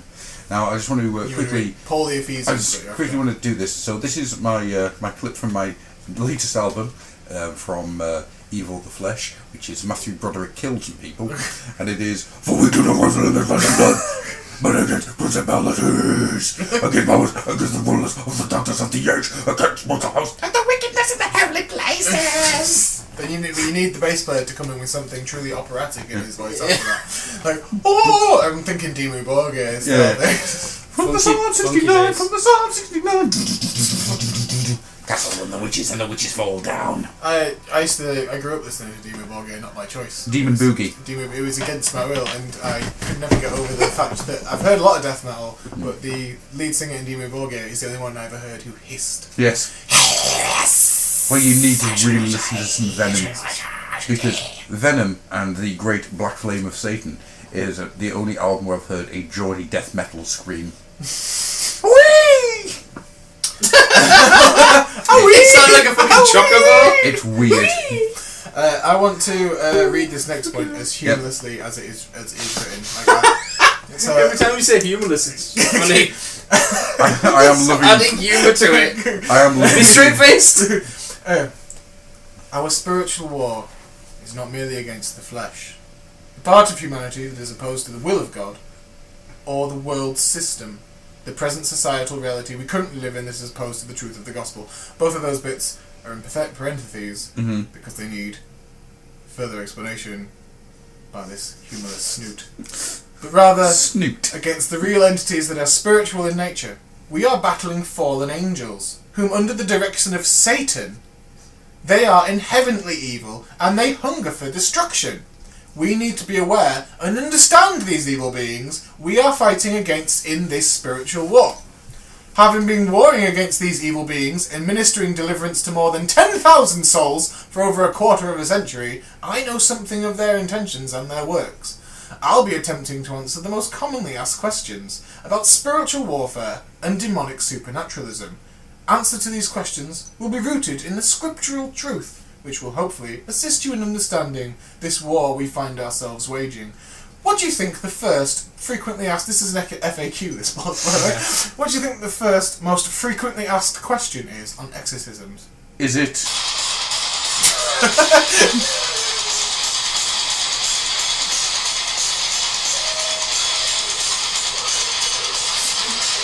My first question would definitely be, are you on fucking smack? I think my question was better. Well, your question was bad. No, you're both wrong. The first question is... Is it mental illness? I would love it if the one that was... Let's be honest now. Isn't this all just mental illness? Well, let's be honest Can now. I say, no, it is not. I like the idea of somebody just going, oh, come on now. Come on now. You're unwell. You're just not well. You're not a well man. You're not a well man. Have you had a good night's sleep? Would you... Would you like... He's going into convulsions. Someone get this man some tea. Would you like a bacon sandwich? With a head? For some reason, I'm a little bit Welsh, and I don't know why. You're a little bit weird. What is spiritual warfare? What is spiritual warfare? I'm assuming it's warfare on a spiritual level. Is it how you protect? Actually, is it how you protect your aura? I was going to. You both. I think you're both righter than this person is. Because this is. Does he think that there's actual ghosts like boxing in his bedroom, just like ding ding? Please tell me he thinks that there's a tank completely made out of ghosts stapled together. Let me. Spiritual Spiritual warfare is our battle in time and space against the flesh, the world system, and the demonic. Why are we battling the flesh? We're made of I flesh. know. You It's tit. I like the frequent references to the world system without it saying in any way what it means by the world system. Well, like when they did Occupy Wall Street and they were like, we're protesting! What about? Demons! The system! Well, the system! The world system. What's the world? What is the world system? I think you'll find that is actually bears. The Bears? The bank, not the actual animal. Oh, Although, because of that, I now have to tell a great story. okay, go on. Have you ever played Harvest Moon? No. Right. So, as a bit of a laugh, I decided to call my character Bears. Never played this game before. And Bears was capital letters and 15 exclamation marks. Game starts, and I didn't realise that the game starts with them reading your grandfather's will. So there's an actual point in the game that I was playing, where the character is told from a lawyer, I, of sound mind and body, leave all my worldly possession and farm to Bears! kind of took the seriousness out of the moment. we need to get power of attorney over it. The white power. This is more Bible verse. Yeah. Because remember at the start of this is all going to be rooted in spiritual reality. So it's going to use scripture to back up his points because we all know you can prove anything with scripture. Anything with the Bible. For though we live in the world, we do not wage war as the world does. The weapons we fight with are not the weapons of the world. On the contrary, they have divine power to demolish strongholds. This man used this quote as context for his argument. Yeah. That is entirely devoid of any context Hang at all. on. Isn't that taken from the fall of the walls of Jerusalem? The walls of Jericho, sorry. Paul's of Apostle, Corinthians 2. So I might be wrong know there. your Bible. But I'm fairly sure that was taken from the fall of the walls of Jericho. What? That's nonsense! Hang on, wait. Spiritual warfare is our battle in time and space against the flesh and the world system and the demonic. Apostle Paul tells us about the reality in 2 Corinthians 10. For those we live in the world, we do not wage war with as the world does. The weapons we fight with are not the weapon. He's literally just picked a random quote and attached his entire own meaning to it. Oh wait, hang on. That's everything in a nutshell. Wait, hang on. He justifies it. There is a way to make this work, right? So, if you remove every word. What we do is, what is spiritual warfare? Spiritual warfare is our battle in time and space against the flesh, the world system, and the demonic. The Apostle Paul tells us of this reality. It matters not who rates the gate or batters up the soul, for I am the master of my fate. I am the captain of my soul. You're doing fucking Invictus. Yes. Or how about the Apostle Paul tells us of this reality? When suddenly I heard a tapping, as if of something gently rapping at my chamber door. Well, that is the raven. As Brother Paul the Apostle tells us, this is a story. All about how the walls of Jericho got flipped upside down. I'd like to take a minute. Just sit right here and tell you all about Did you see that? Like, did I tell you that there was, when I was sending you the other day, the crank calls on like the public access shows. You have to see them; they're amazing. But there was one on like there's like a Christian network in America, and he gets 2 entire paragraphs into reading about the Prince of Bel-Air before he stops, and he's like. Why don't you just sit right there? I'll tell you how I went to live in a nice place in California. And he's like, and a couple of people who were up to no good started making trouble in my living area. My mother was terrified, and she sent me to live with my aunt and uncle in Bel Air. And as soon as he says that, someone else is like, "Oh, it's a TV show," and they stop him. They stop him reading it. That's fantastic. Yeah, carry on. So he does justify what he said. He says, notice what Paul tells us. We do not wage war as the world does. We are fighting a spiritual war, not a fleshy one. That's what it says. Not a fleshly, not a fleshly one. Fleshly? Fleshly. I think he just made that word up. We are battling unseen forces that can only be countered by spiritual weapons, such as the psychic knife. My entire response to that is one thing only. No. I made that. The psychic knife. The psychic knife. That's real. This battle is what's considered spiritual warfare. Can I ask you both a question? Go on then. Do believers have the authority to cast out demons? No. Chris? What people who believe in demons, do they have the authority Do you to have get the rid of ability them? to cast out demons? Well, I think that's why like it's all bollocks, because it's like I think it's bollocks like anyway, because it's like when people interpret like in that last bit where you got some random passage and just interpreted it completely how you wanted. Say it was all real. What gives a person a right to speak for a god? Write down the words of it, yeah. And interpret it however the fuck they want. It's because people have like a power fantasy and they're like, oh, I get it, it's all about me. It's all about me. I think that's a Pope. That's a Pope. It's like... No, actually, you're onto something there. There is as much as humanity wants to find a shepherd to kind of push us through until the best points of life, we have a tendency to be very insular and very inward-seeking. And so a lot of things is, okay, I will do this, but how does it benefit me? You've got the old question of, name me an actually a selfless act. Donating. I was going to say donating sperm. Well, we're sort of donating sperm. But people who want to have kids can have your kids, and you're not wasting sperm. Yeah, but you got to jizz. Yeah, It would have to be extracted painfully, unless you were into that. Well, what if they cut open your nuts and just sucked it out? Well, the lewd gecko would be very sad. Well, that's a selfless act. Explain to me how it isn't. Because Because it doesn't happen. People donate sperm. No, but you jizzed it out, man. You jizzed it out. You don't have to jizz it out. You had the pleasure of Well, how do I releasing it. jizz? Just stick a needle. If I just stick a needle now, Please don't. Just Stop extract. gesturing. Stop gesturing with an imaginary needle towards my genitals. Stop waving that needle about. Why do you even have that syringe? I don't see how that's not a selfless act at all. No, I would say that. Oh, but then people get paid to do it, don't they?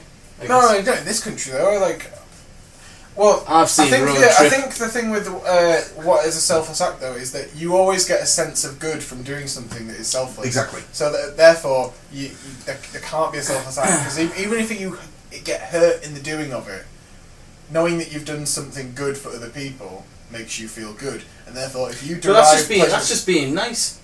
Yeah. That's not a negative quality. That's just No, being it's not. nice. It's not a negative quality, but it doesn't change the fact that, that if you say a selfless act, an act that is truly without benefit to the self, there isn't one because you'll always get some benefit. You'll always get some benefit unless you. Even if it's just What out to- about begrudgingly it giving a quid to a bum? Because there'll be a cold, dark part of you that. Well, actually, I always feel guilt when I give money to homeless people because I'm like, yeah, I gave him some money, but he might use it for drugs. Yeah, I have that terror. That's a selfless act.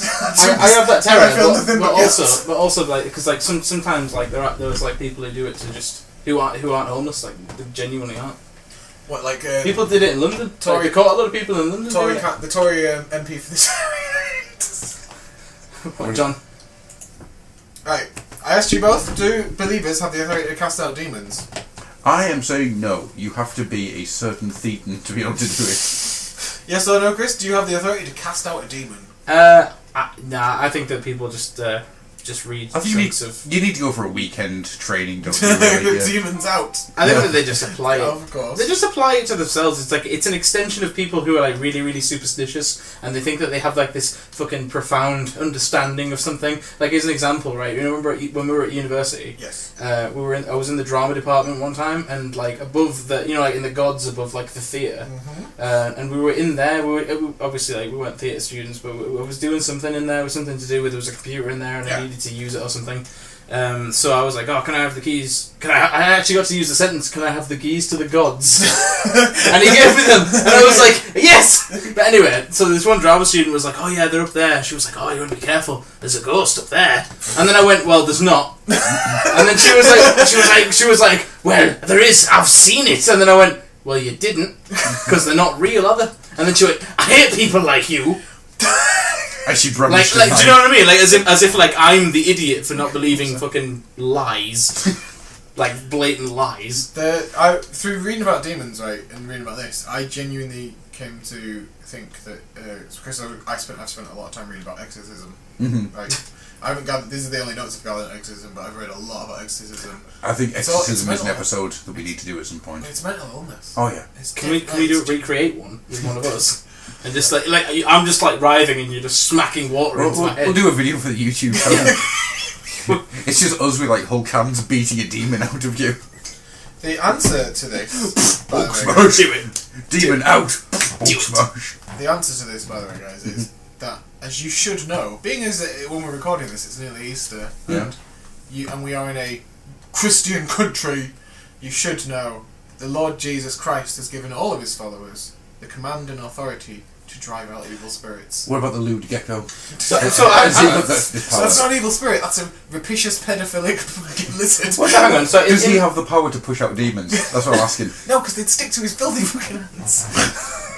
as well as a lot of hair. But, so are you saying that within the canon that we as the Bible? hang on, but you're saying that within the canon that we as like people from a Christian country, we like now are imbued with the power. You can drive a demon. You can drive a demon out. If you Are you fucking joking? Hang on a minute. Stop. Stop. Is this Before- like a limited time deal? Like a Before Steam you sale? continue, I do have to say, I do love the idea of the Christ cannon. the Christ canon. It's called the canon. Yeah, it's just the idea of the giant cannon that just Oh, with fires Jesus' the, head. it just fires the word of God. The buddy Christ. Because, Chris, and I can prove this to you, Matthew 1080, Yes. a wicked skateboarding move. Heal the sick, raise the dead, cleanse those who have leprosy, Wait. drive out demons. Freely, you have received, freely give. I don't. What? What? So anyone can do it. You can. So you don't have to be Jesus. So Jesus wasn't special. But you also need to wash a leper.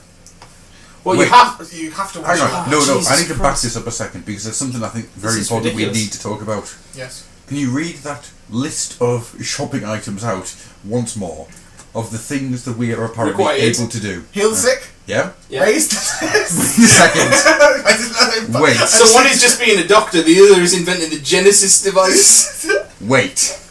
Are you telling me that I have the power to raise the dead? Because if that's the fucking case, I'm building I think an within army. the canon we all have the power to raise the dead. I was so focused on demons that I completely glossed over it. Yeah, I was going to say, I can't believe... Except it is. I raise the dead. I do that all the time. But we have to wash a leper though, and that is Wash a is that the only stipulation? If I go out and find a leper now and wash them, I can raise the Difficult, dead. you don't get many lepers around these days. I know, but I can make one. I've been past that fucking Irish pub. There is Wolverhampton. Do you think would they come back like as they were, or would they be like a pale like reflection of themselves, It only like says. through death? You know, Look, like, I'm only going on what Matthew said. Matthew says Matthew that he said. raised the. But Mark said he appointed 12, designating them apostles. I could move planets with my mind. That they might be with him, and that he might send them out to preach and have authority to drive out demons. So this Mark is at odds with Matthew because Mark's saying that only the apostles can do it. drive out Yeah. demons. right. But Mark later says that these signs will accompany those who believe him. In thy name they will drive out demons, and they will speak in new tongues. Luke, on the other hand, says when Jesus had called the 12 together, I've never realised how much the apostles sound like E17. Matthew, Mark, Luke. It's Oh, look. weird with the apostles, right? Is that they Matthew did run over his own head trying to get an old Arabic conch pasty. didn't Matthew also kill 2 people in Ireland? No, Is this Matthew's from the brother New did, Testament? Oh, this is the Jesus side of Did he things. run over people in Ireland? Yes. He knows what he did. Is this the New Testament? Yes, the Jesus side. This is the Yeah. apostles, Right. the Gospels according to them. He gave them the power to drive out all demons and cure diseases. So if this is in the New I've cured Testament, eczema when I've had eczema before.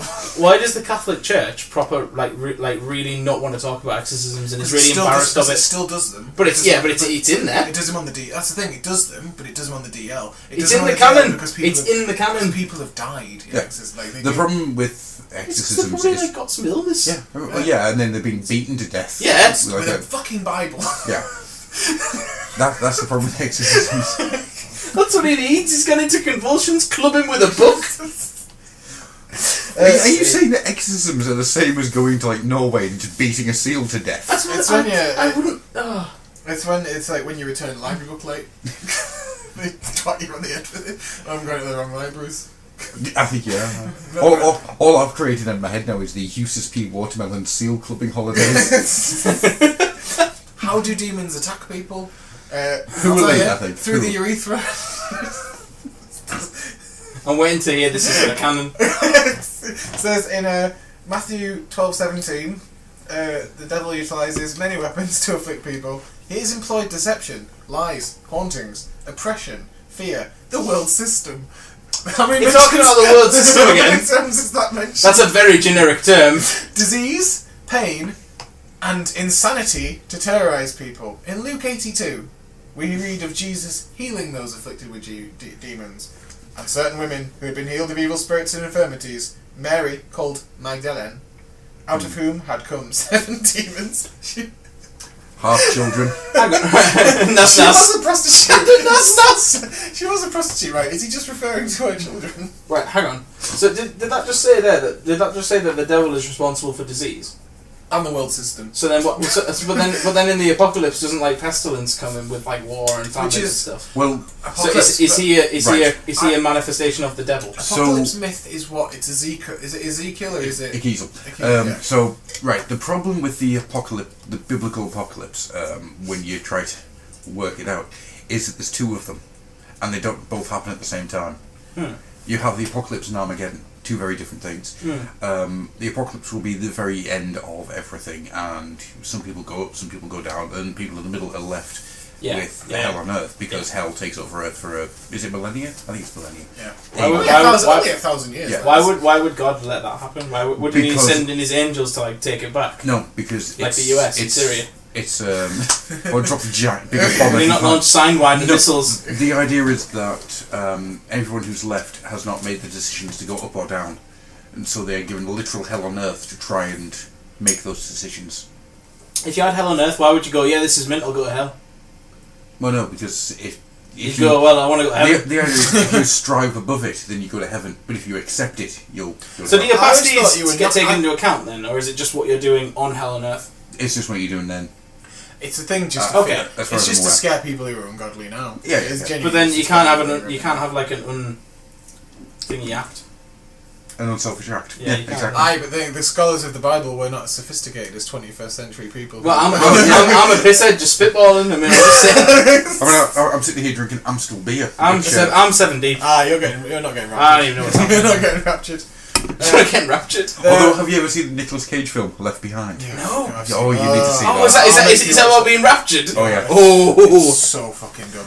I do like the fact that on the day that the rapture was meant to happen, the Macho Man Randy Savage died. Macho Man Randy Savage. Like he went up there and just went, fucking no.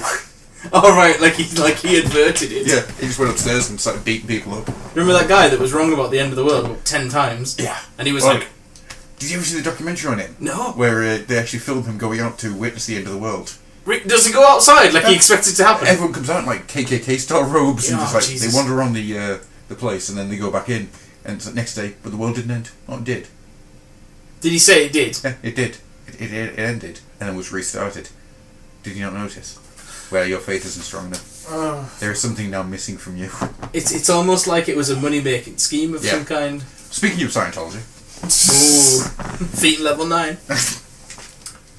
I'm John Travolta, bitches. There are times Kill them on an island. the devil attacks people with afflictions that not only require deliverance. Yep. Does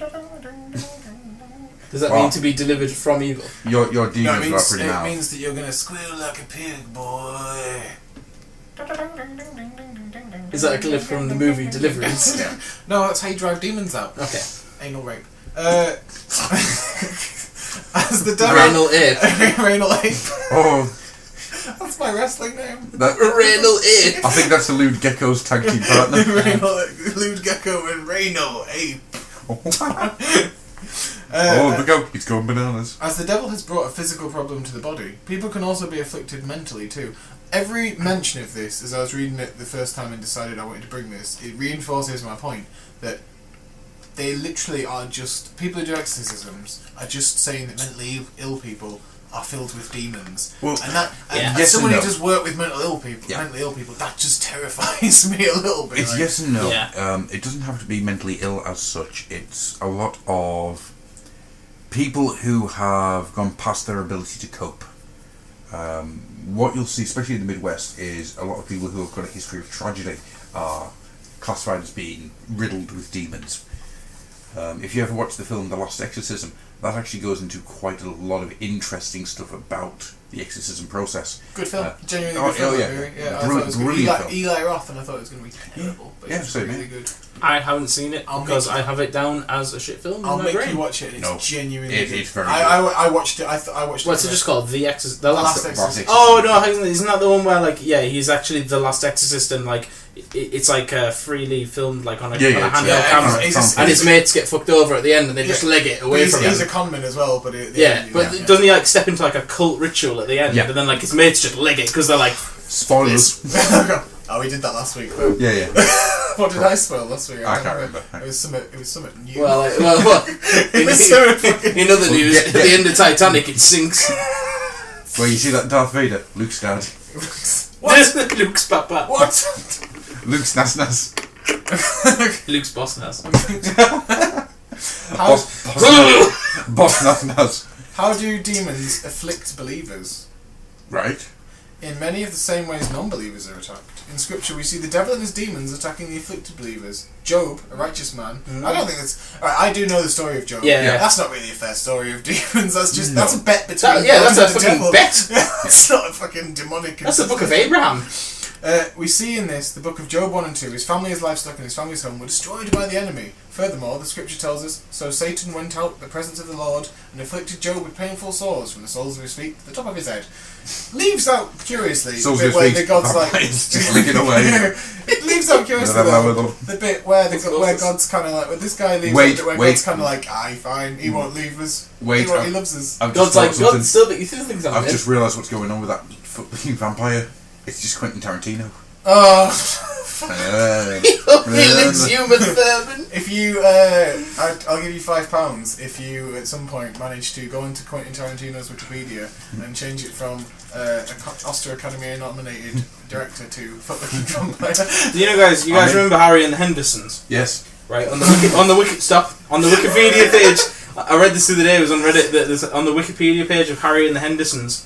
For 10 years now, someone made an edit to every single episode name and like put like instead of like Harry visits the park, it's like Harry is a motherfucker, and like no one has copped onto it for 10 years. I've got two stories to quickly tell. One is there is a Wikipedia entry for the Street Sharks series, which somebody went in and created a whole new character that did not exist. Really? Yep. And that it's a female street shark that turned up in season 3. There was no season 3. This person created an entire season and a new character, and it took them 18 years to find out that what he was saying was bullshit. Because nobody cares about street sharks. But the other one is no, it's gone on my head. Doesn't matter. This the guy, after giving all the scripture knowledge, and honestly, I've discarded in reading this. I've discarded 6 pages, which they're all scripture.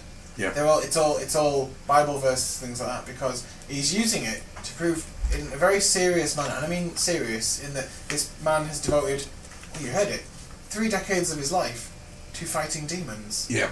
3 decades of his life. If I found out that I was devoted 3 decades of my life to a pointless, invisible, non-existent activity, I would hang myself from a lamppost. Well, how many people has he actually cured? It doesn't say. It just says he's been fighting it. It doesn't say how many successful or unsuccessful exorcisms he's performed.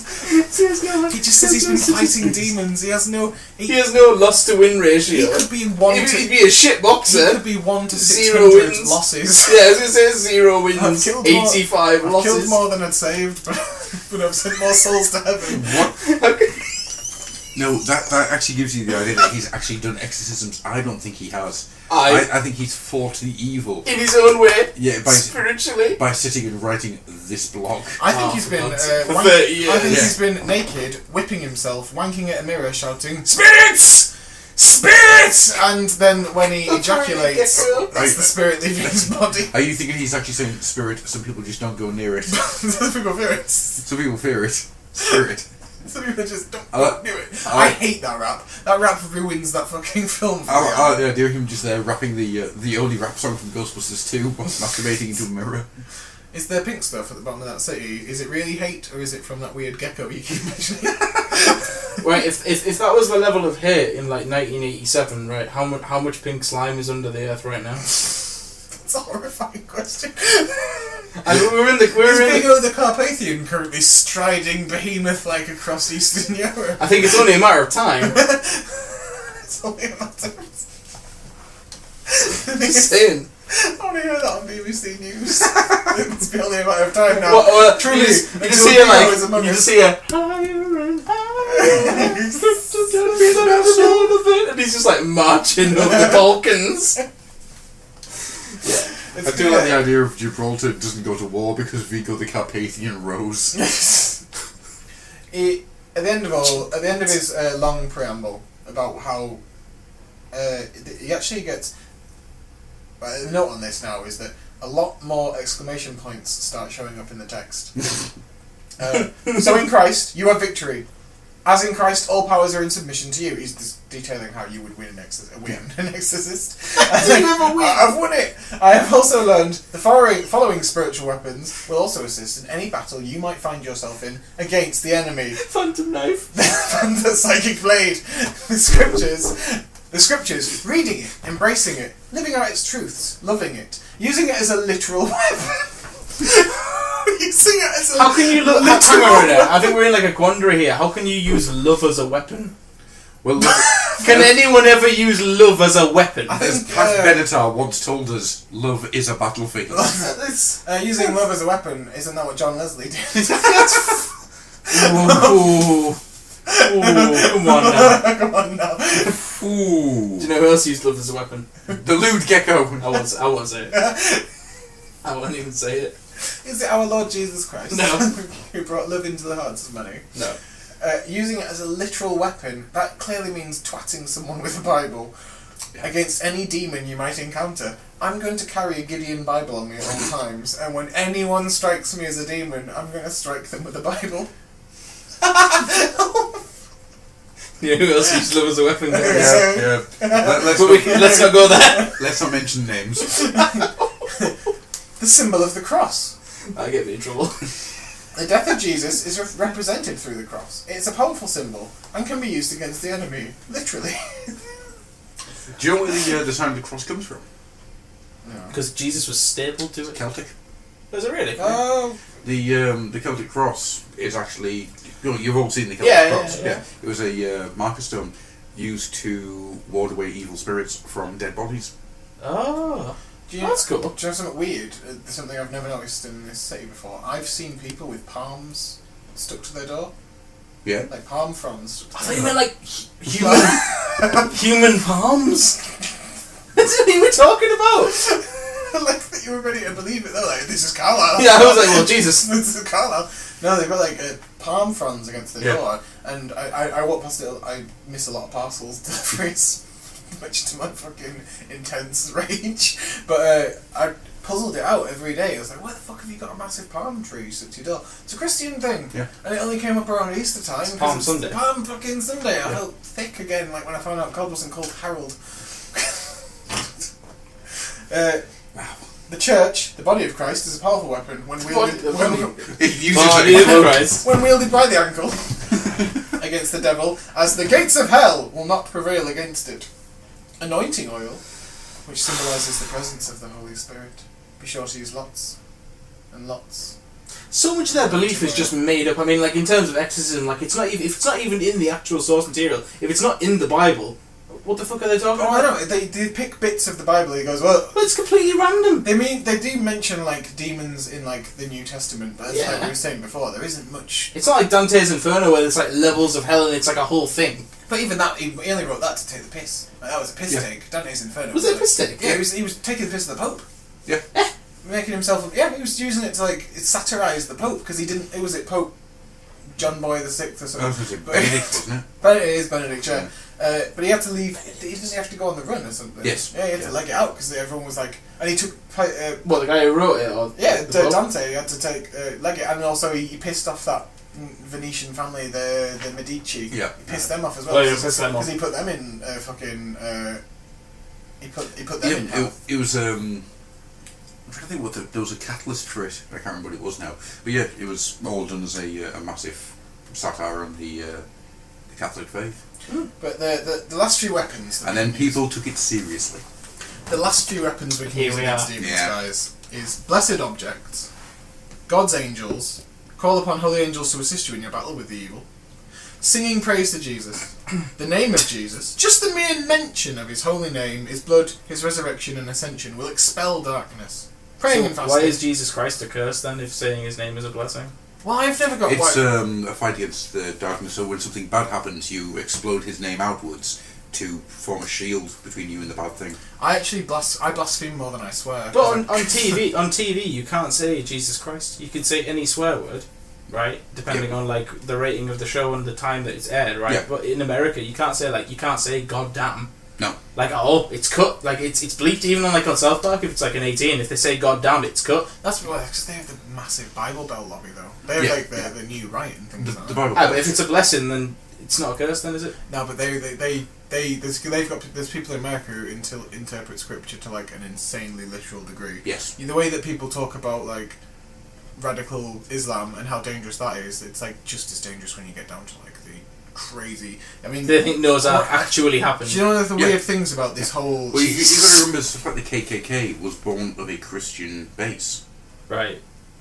It's radicalisation of any form, no matter if it's religion or just a thought pattern, is dangerous because you block out so much common sense, and you find yourself in an echo chamber.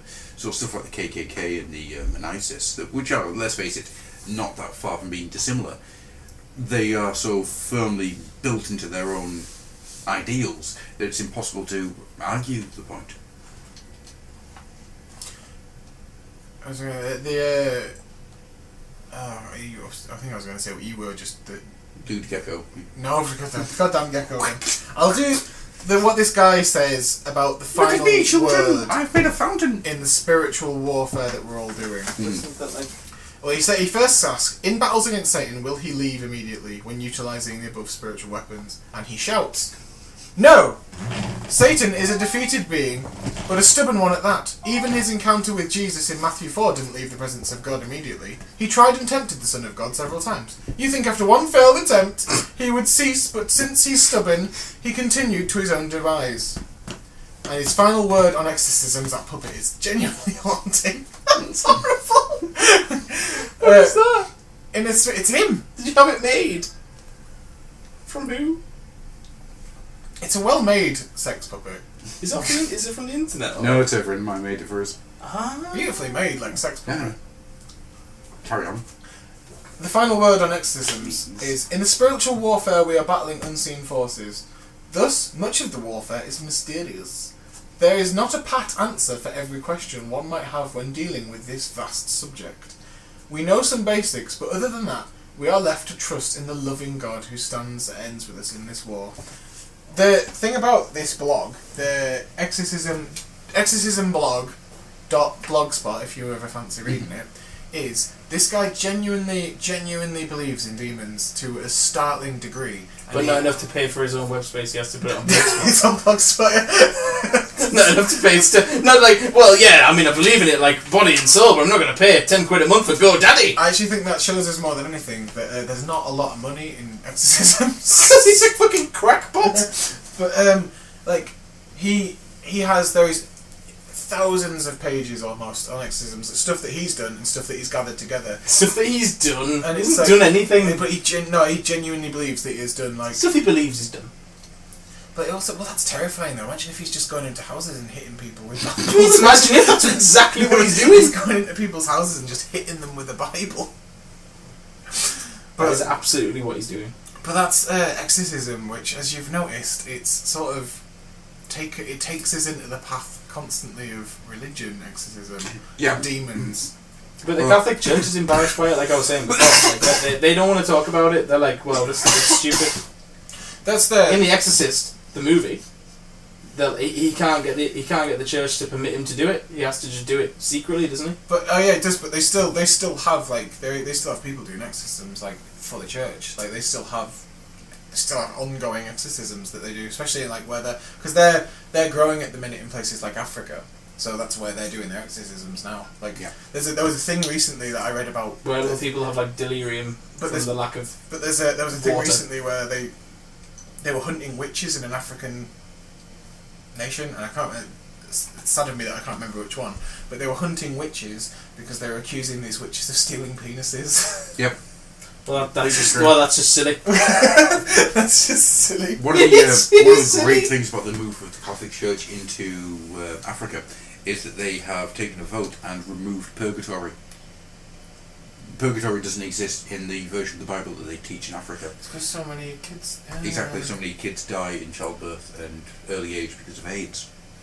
So it's like, yeah, people wouldn't join up if they're like, all my kids that are dying. Yep. They're all just rotting in purgatory for It's so long. horrific. So, what have I got? Well, Love. yeah, I'm going to hammer through this quite quickly because we've been going for quite some time. That image is terrifying. Oh, yeah. What's going on there? I'm going to tell you about some demons from Yay! various different places. And we'll start with Azag. Azag is a demon from Sumerian mythology who causes sickness. In his spare time, he likes to perform sexual acts on mountains. Well, like on a mountain. With a mountain. With a mountain. Because it gives him rock children. In a divot. In a divot. Abeziu. What the fuck? Is horrible. Oh yeah, Abeziu is a Jewish demon that is responsible for miscarriages. It doesn't Fucking hell. She doesn't look like a Jew. It's like an actual monster.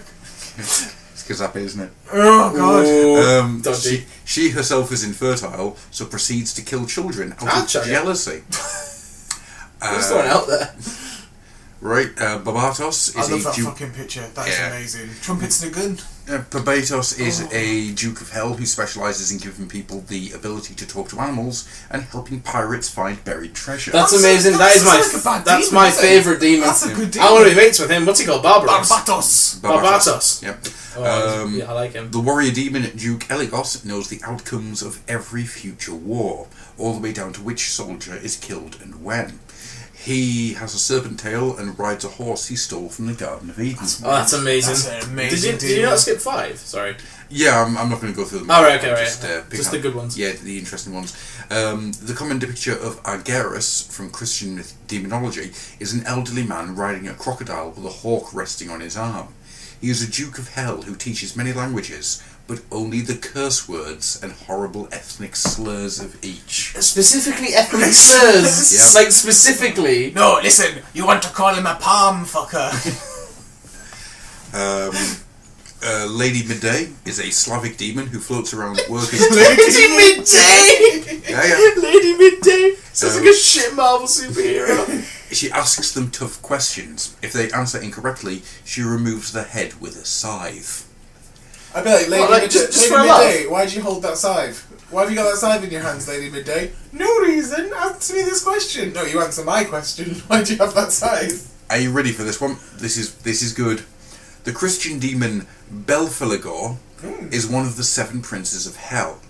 He is associated with orgies and general debauchery. Yeah. His favourite number is 1000000000666000000000001, and he is Hell's ambassador to France. Is he autistic? Why does it have an ambassador to different nations? Like it's the fucking UN? Belphegor is the ambassador to France. God of orgies. That's a proper English insult. From Yeah, it's like, your demon is the god of fucking orgies. To get into slightly more interesting ones, Akermana is I love their names. from Zoroastrian mythology. His name means mana made evil. In this case, the word mana represents the mind, and many refer to him as the demon of evil intention, the evil mind, evil purpose, or evil thinking.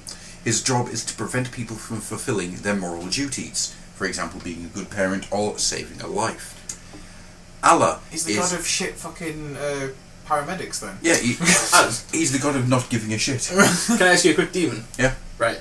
So, right. Ask me a quick demon. I'll ask you a quick demon. Right. So, you know how in sometimes if you know the name of a demon, you have like power over it? Yes. If it's like a Duke of Hell or like a higher demon, I'm assuming that doesn't work. No. It's just like a shit, rubbish commoner Weirdly garden. enough, the idea of owning a demon's name actually comes with the second rise of witchcraft. From the 60s. Alright. The 1960s. Yeah. Oh yeah. Oh, we've seen The Love Witch, man, which was based around. So. I've seen The Love Witch. I've seen half of The Love Witch. It was it Nas. But no, the idea of owning a demon by its name doesn't exist back in medieval times. Oh, really? Now, correct me if I'm wrong, but the only way to truly defeat Duke of Hell is with the BFG 9000. Yeah. When it's like green handing you. But you've got to have Roald Dahl with you at the time. Big Roald Dahl. a big fucking gun. The big friendly giant 9000. Yeah. Allah. But not the Allah. I was going to say, you're in tricky ground there, Adam. It's spelled A-L-A. Steady as you Everyone go. who's It's listening. pre-Slavic and Slavic mythology and Christian demonology. Allah, some of the good demons on this list who do evil deeds but can't be persuaded to do good ones. Stop it! They will Behave! also help you. They particularly like creating bad weather, notably hail or thunderstorms, over farms, orchards and vineyards in order to destroy crops. They are also said to enjoy eating children. They are so hungry. I like that they can persuade it to be do good things, but they're still partial to a bit of a kid. Oh yeah. And that's nice. Part of a kid. They are so hungry they are able to eat the sun or moon, creating eclipses. They can pose great threat to people's How mental... do you pre-eating an eclipse? It has to be happening for it to be an eclipse. Oh, it's because the Allah's here. That's fucking silly. What's really interesting is if you approach a Allah with a trust and respect, she and the others will save your life whenever necessary and make you rich. They are also very afraid of eagles. Okay. I thought that was quite interesting just because there's so much in that one. I could always talk more about Bela Flago, but that's not. So, Jikininiki, Japanese. Nice. These are the spirits of selfish, greedy, or ungodly people who have passed on. They are said to be cursed to eat the flesh of human corpses, and that they take valuables from the corpses in order to bribe local law enforcement. Unlike most demons, they actually hate... petty crime. Oh yeah. They actually hate what they have become, are in a constant state of self-disgust and self-loathing. Some accounts say that they are so terrifying to look at that seeing one would make you paralysed with fear. Other accounts indicate that these can take the form of normal human beings and can even lead seemingly normal lives by day.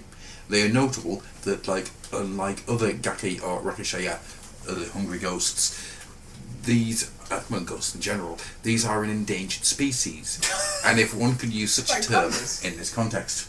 It so endangers this fucking none of them. How about that? There was one more, and this is the Lamashatu. That sounds like something from fucking Chaos Dwarves. Yeah. Shatu. Well, this is exactly where the Chaos Dwarves come from. Oh, right. Oh, okay, I'm listening then. So it's Sumerian and Mesopotamian mythology.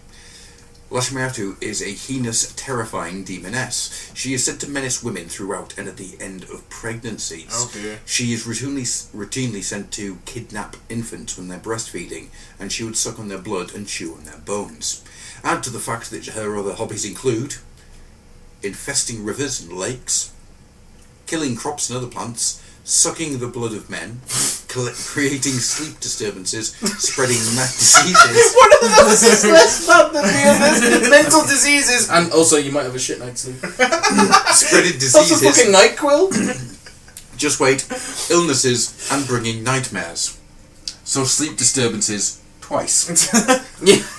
Unlike most demons from Mesopotamian mythology, she doesn't answer to anyone, no god, no man, nor any part of divine hierarchy. So evil was she that pregnant women and their loved ones would routinely summon the demon Pazuzu to protect them. Pazuzu! Yeah. For the uninitiated, Pazuzu was the demon made famous by the Exorcist movies. And they were fierce rivals who would attack each other at any given chance. So that's how they could have sorted it well out in Exorcist. Yep. He should have just summoned Lamashu.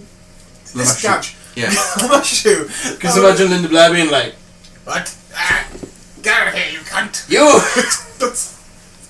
She's usually depicted nursing a dog and a pig and holding snakes. I love how she does, but I just love how she does biological warfare. Like she'll infect rivers and like kill like kids in like when their mums are pregnant, but also sleep disturbance. Okay. Yeah, It's just nice, like yeah. poking I mean, the all back that of your- pales in comparison She'll with keep the sleep setting the fire disturbance. alarm off. She'll take the batteries out of the carbon monoxide alarm, so you're sitting there going beep. Yeah, it's just every now and then just every 27 minutes like clockwork. There it is again. Do you know what? I'm actually a bit upset with this demon malarkey, and I don't think either of us have actually prepared anything, so it'd be nonsense for us to talk about it. We're doing demons, and none of us have brought Mighty Baphomet to the mix. No, because Baphomet is purposely getting his own episode at some point. Because, oh my god, there's so much. Baphomet's so great. On this list of Favourite. demons that I'd like to add to one list of demon that needs to be added to, which isn't from Judaism, isn't Yep. from the Quran, is not from the Bible, is not from Bible? not from Sumeria or Mesopotamia. It is from the greatest book of all, the Necronomicon, Alright. and it is Azathoth, Yeah, the Nuclear. bubbling horror. the nuclear idiot demon from Yep. from outside of reality, the greatest of all demons, because he is the idiot demon king. I do think at some point we do have to discuss Lovecraft. In depth, Yeah. at length. So I think that's going to close it up for demonology, because we've gone for quite some time. We need a gavel. We really do. No idea where it is. Looking around desperately, throwing up. Yay! Can we have that rang every time one of us says something really contentious? Yes, you can. So every time James opens his mouth, Oh, get lost, spunk gecko. You were saying that people in Carlisle put people's palms on the doorsteps? Like they're human palms? so what are we going to talk about next week? For the next episode. The next episode is something I'm really excited about doing. It was going to be werewolves, but I've decided that we need to push that back a little bit. Because I think next time we need to talk about the Skinwalker Ranch. Do you know about the Skinwalker Ranch? No, I don't. No, man. Yeah, you're going to enjoy this. The Skinwalker Ranch is fucking amazing. What's the gist of it? Can you imagine weird shit? Yeah. It happens there. Really? Oh I yeah. look forward to Aliens, werewolves, leprechauns, and this is in the middle of America. Imps, Of course it is. Ghosts, time displacement. The Skinwalker Ranch has actually been bought by a company now just for people to walk around it and try to measure the weird shit. Look. Oh, that sounds... It is a giant hive of the Oz Factor. It is fantastic. Are we not also going to do a supplemental on Chrissy's subject of choice? Yes, at some point we'll also do Most Haunted. Which is going to be Chris taking us down. My absolute I think it should absolute be... favourite We thing. should title the episode Most Haunted and also The Crippling Madness of Derek Accord. See now, I was thinking of Most Haunted, Least Effort. but that's the thing though. I don't want it to be in any uncertain terms. I absolutely love Most Haunted. I genuinely, and I know none of it's real but it's an entertainment show, okay? And it says it at the end of the episodes. It's just for entertainment, okay? But you know, it has like the history of these places, and I love history, and it makes me want to go to these places and learn about them. And yeah, you know, obviously a lot of it's made up, but I enjoy watching A it. lot of it says that you believe that some of it. No. A lot of it, the bits that aren't just the history of the places they go. Okay. All the supernatural stuff is made up. So But what it's we'll an do is entertainment then show, we'll do isn't Skinwalker Ranch, then after that we'll do Most Haunted, and then I think we'll do Werewolves. Queer Wolves! Post Haunted. Have you actually seen Curse of the Queer Wolf? No. The movie? No. Oh, have you seen it? No, Oh. I will find Oh, it. YouTube that. So with that being said, we are out of here. Does anyone have anything they wish to share with the world? No, unfortunately. I've been very inactive because I've been reading in depth about exorcisms and it's crushing. Oh, I've been doing my next chapter of Call of Cthulhu, which I'm going to inflict on Chris and them tomorrow night. So that's Excellent. Is it tomorrow night? Yeah, man. I realised that I promised you a one-off like D&D campaign, and I've got nothing. Oh, you I just have characters and I have a loose idea. It sounds like a fantastic idea. Like. Yeah, it's the best way of doing it, really. For myself, please visit rivetedsounds.co.uk. We have just released our first homegrown book, which is Mean Streets, the history of the 2D fighter. And I think me and James should have something in not too long far away.